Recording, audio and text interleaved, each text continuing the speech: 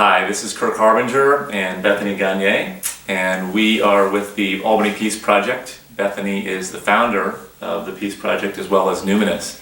So we're about halfway through the 2 weeks of meditation for the Albany Peace Project, and you've had some guests talking about some wonderful things. Today, what you wanted to focus on is how coherence can actually help, when we practice coherence ourselves, can help in leading others to become coherent. Absolutely. How does that happen? Well, this is based on the inspiring research being done by the Institute of Heart Math, and we're going to show a video about this below this interview here. But what they did was they took groups of 4 people, and they had all 4 people wear a heart monitor. And 3 of the 4 people were cued to move their heart into greater heart rate variability, which means greater coherence. And the 4th one was considered the naive subject. And what would happen is, as the 3 people were cued to go into greater coherence, the 4th naive subject would passively move into greater coherence. And they repeated this experiment 10 times, and it happened every time. That when 3 people were trained in coherence, the 4th one would passively move into greater coherence as well. So this idea that when we cultivate this inner space of coherence, we can actually positively influence the people around us. Yeah. Amazing. So it's what most people talk about when they say don't sweat some small stuff, keep moving forward, concentrate on what you have control over. It's actually true. Yeah, it is true. And what's true is especially that what we've been training people with the Institute of Heart Math's work of the heart lock-in is the fact that yes, we have control over this, but we're adding an extra skill. It's not just positive thinking. It's about taking our mind, anchoring it down into the heart, reaching for the restorative feelings of appreciation, love, and care. And so we're taking charge of our internal state, which is influencing the people around us. So there's what is it called? An energetic field environment? Yeah, that's what HeartMath calls it. And that's what the research is showing. That our intentions, as Larry Dossey writes an endorsement for us, he's basically saying one of the biggest scientific discoveries of our time is that our thoughts, intentions, and our emotions are not confined just in the body. They actually are in the field around us. And if we take responsibility for that, then we have a greater impact in the world around us. So concentrate on yourself, and that should help others that you surround yourself with. Yeah. So how can you sustain good feelings in your life to be able to practice that?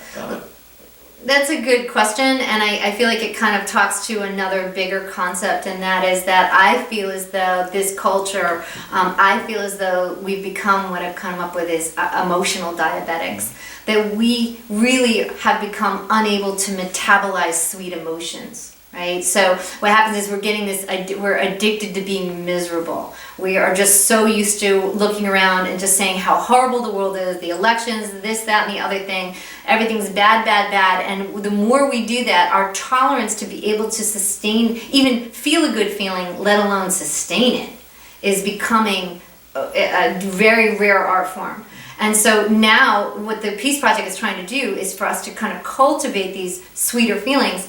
And the research shows that these sweeter feelings are actually the safe place to be. When we're in those negative feelings, nothing good comes from it. Like, nothing good comes from it. And so what happens is when we're in good feelings, we are more effective, efficient, we live longer, our health is better, we are more aware to our environment, we're more cued into resourceful responses. I mean, across the board, beautiful feelings are actually the best feelings to have, and we've got to increase our tolerance for them. And the Institute of Heart Math significantly helps with that. Mm-hmm. That's great. So how do we practice coherence in our everyday lives? Right. What are some simple things that we can do?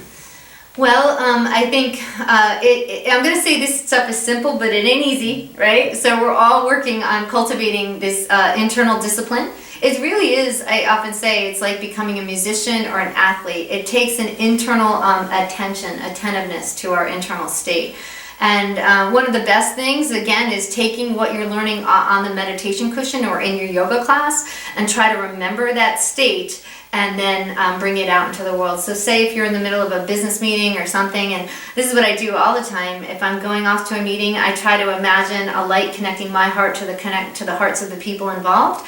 And I always ask for the highest and best. So I'm sending out an intention ahead of me, and then always looking to soften my heart, to soften any constriction, any restriction, any clutching, gripping, or grasping, I say, in the body, and then try to open and be available to the environment.